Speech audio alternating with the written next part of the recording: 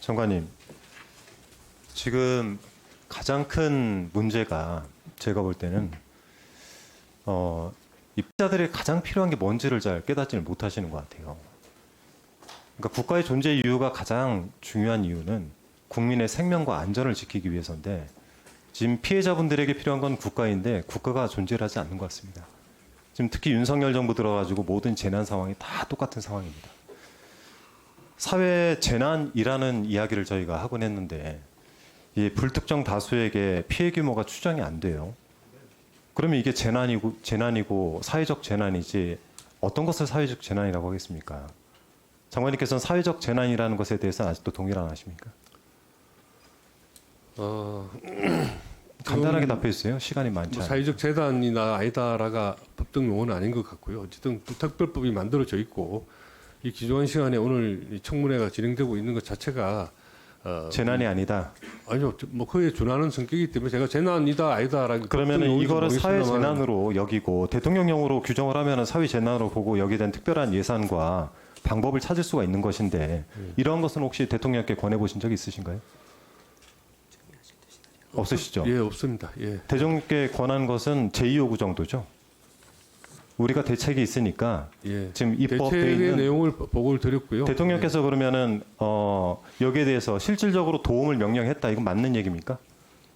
실질적인 도움이 되는 조치를 취해라. 취해라. 그래서 제가 만든 안이 근데 실질적인 도움이 될 것으로 장관께서 예, 그래요. 생각합니다. 그러면 예. 그 대책이 도움이 될 거라고 생각을 해서 대통령께 제2요구를 거부했다. 그러면은 국회에서 만든 법은 실질적인 도움이 안 된다라고 판단을 하신 겁니까? 누차 이야기하지만 집행하는데 굉장히 어려움이 어떤 있고, 점에서 집행이 어렵죠? 일단 채권의 가치를 평가해서 사도록 그렇게 되어 있는데 자, 그러면은 먼저 하나씩 봅시다. 예.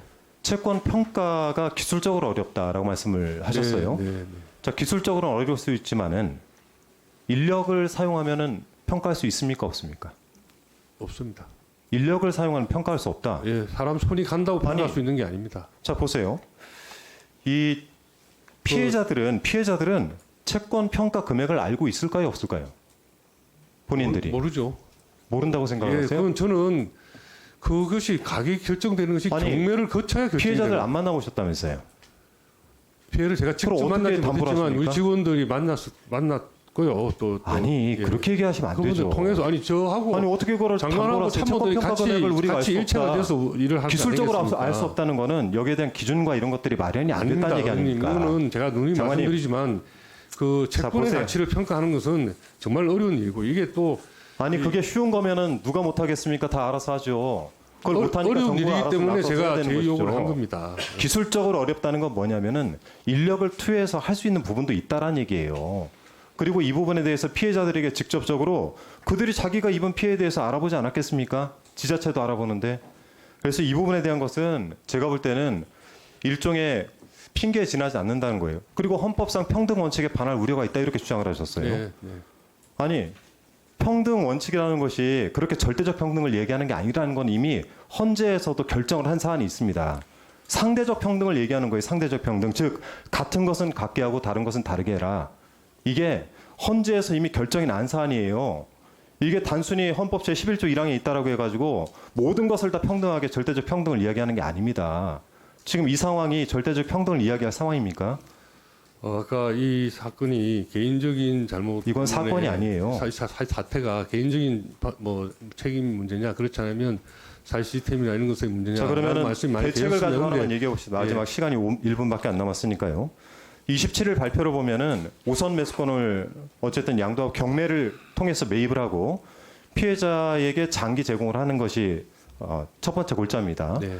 자, 그런데 경매 매입에 드는 시간이 얼마나 드는지 혹시 알고 계세요? 뭐 지금 현재는 1년 반 정도의 시간이 걸립니다. 그렇죠. 지금 97% 대입변제 물건 97%가 낙찰까지 1년 걸립니다. 예. 그리고 특히 48.7%가 3년 이상 걸려요. 평균 1년 반 정도 걸린다고 알고 있습니다. 굉장히 오래 걸립니다. 지금 제일 중요한 것이 뭐라고 생각을 하십니까? 시급한 상황에 시급하게 이분들 구제를 해줘야 되는데 지금 이러한 제도만 가지고는 빠르게 구제를 하기 어렵다는 것이 지금 국회에서 이야기인 거예요. 여기에 대한 대책이 명확하게 나와 있다고 생각하세요? 그래서 이분들에게 시급한 것은 주거 안정을 취하는 겁니다. 원래 이분들이 그 돈을 가지고 아니 그러면 한마디만 딱 웃으실 일이 아니고 이 돈을 여기에 가지고 대해서 사업을 마지막 하시던 돈이 한마디만 아니고 제가 집을 추가 사시던 집 질의할게요. 아닙니까? 그래서 그 사시던 집에 계속해서 안정적으로 사시게 해드리는 게 제일 시급한 것이죠. 그건 시급한 게 아니라 지금 생명과 본인들의 재산과 안전에 문제가 생겼기 때문에 이거를 국가에 의존하고 도와달라고 지금 요청을 드리고 있는 것인데 그래서 집을 지금 국가의 대책 자체가 이분들에게 그런 시의성을 제공하고 있느냐를 묻고 있는 거예요. 사실은 되게 원래대로 평온하게 사실 수 있도록 도와드리고요. 그리고 최대한 그 이 사고가 발생한 전세 보증금을 최대한 많이 찾아드릴 수 있도록 노력해드리겠습니다라는 게 정부의 약속입니다. 뭐 사태가 발생하기 전의 상태로 돌려드리지는 못하겠지만 어쨌든 사시던 집을 안정적으로 사실 수 있도록 해드리고 가능한 한 범위 내에서 최대한 많은 그 금전적인 손해를 보전해드릴 수 있도록 하겠습니다라는 것이 정부의 약속이거든요. 저희 대책 골자이기도 하고요. 안 쓰고 시간을 좀 더 주시면 안 됩니까? 마무리를 하게. 그래 하세요. 마무리하십시오. 예, 마이크 좀 올려주세요. 남은 2분 드릴게요. 예, 장관님. 자 보세요.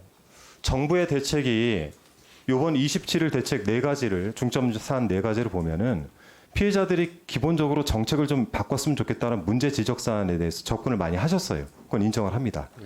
하지만 단순한 경매 매입을 통해 가지고 1년 이상 걸리는 이 경매 제도를 통해서 이분들에 대해서 피해 구제를 하기에는 시기적으로나 시의성이 굉장히 떨어진다. 그래서 저희가 선 구제를 해야 된다라는 것이 입법의 취지입니다. 근데 입법의 취지에 대해서 지금 장관께서는 대통령에게 이렇게 권한이 우리가 대안 만들었습니다. 이게 좋은 겁니다라고 하니까 대통령께서는 그래 그게 맞겠네라고 당장 결정을 하셨나요?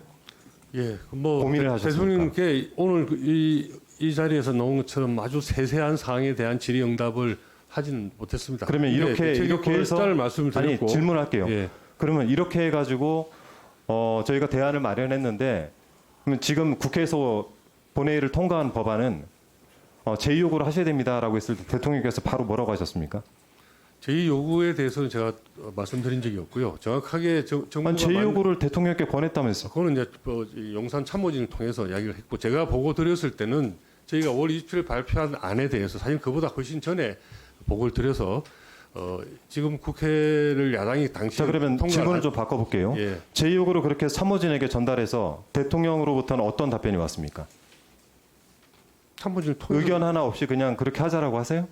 그래서 결국 국무회에서 제2 요구가 가결이 되었습니다. 예, 대통령이 따로 그거에 대해서 답을 주신 건 아니지만 그래서 아니 대통령이 처음 가가지고 얘기했을 때는 여기에 대해서 신속하게 피해자들을 실질적으로 도움을 줄 수 있도록 명령을 했다면서요. 예, 그래서 그 박 장관이 보고한 실질적인 도움이 되겠네라는 취지의 그런 뭐 리액션을 하셨고요. 제가 근데 정확한 의견은 장관님께서는 뭐 기억이 안 실질적으로 납니다만은 피해자들하고 한 번도 만나본 적도 없으시다면서요. 저희 뒤에 있는 참모들이 저를 대신해서 만났습니다. 근데 제가 참모들이 직접 제2요구도 참모들이 그럼 권했습니까? 제 요구를 요청하는 주체는 장관이 하는 거죠. 장관이 하는 건데 그러면 국회에 대해서 제가 말씀드린 대로 내가 이걸 예산을 집행할 방법이 없다. 왜냐하면은 이 전체가 예산 추계도 안 되고 채권 평가가 기술적으로도 굉장히 어렵다. 제가 말씀드린 대로 헌법상으로 평등 원칙은 장관님이 틀렸어요. 자 그러면은 앞에 거 하나만 보면 평가가 기술적으로 어렵고 예산 추계가 어렵다. 이거 극복할 수 없는 문제입니까? 어림잡아서라도 예산이 추계되지 않아요? 아니 이런 노력도 없이 참모들의 얘기를 듣고 들어보세요. 참모들의 얘기를 듣고 장관께서는 피해자들 만나본 적도 없고 대통령한테는 재요구를 했어요. 대통령 여기에 대해서 이견 하나도 없고 그냥 국무회의에서 땅땅땅 쳐가지고 재요구를 한 거 아닙니까? 이래서 책임감이 없다는 얘기를 지금 듣고 계시는 거예요. 그래서 국회에서 나는 지금 입법 청문회이기 때문에 입법 사안에 대해서도 명확하게 들으시고 어떤 것이 좋은지 그 대안을 마련하는 자리이기 때문에 더 고민하시라는 얘기를 하는 겁니다. 네네 뭐 저 오늘 하루 종일 의원님들한테 여러 가지 대안과 지적을 듣고 있기 때문에 이 충분히 제가 공감을 하시는 말씀도 많이 하셨고 그래서 어쨌든 여러 의원님들이 주시는 지적들이 아까 어느 의원님이셨나요? 이준석 의원님이신가요? 말씀하신 것처럼 가능한 많은 구제를 가능한 빠른 시간 내에 해주자 하는 것이 공통된 뜻인 것 같습니다. 거기에다가 앞으로 사각지대 없이 저희는 어쨌든 기본적으로 그런 안들이 만들어질 수 있도록 국회 입법 과정에서 충분한 열린 마음으로 논의를 진행하겠다라고 제가 모두 인사 말씀에서도 드렸고요. 오늘 한준호 의원 지적하신 것들도 사실은 뭐 이런저런 이 지적 사항들 말고는 기본적으로는 같은 뜻의 질이라고 생각을 하십니다. 그렇게 새겨 듣고 좋은 실질적으로 도움이 되는 가능한 최대한 도움이 되는 안을 만들 수 있도록 그렇게 노력하겠습니다. 예, 한준호 의원님 수고하셨습니다. 전용기 의원님 지금 주 신문이 안 끝났거든요. 추가로 뭐 하실 얘기? 예, 알겠습니다. 자, 간사님. 네, 천안갑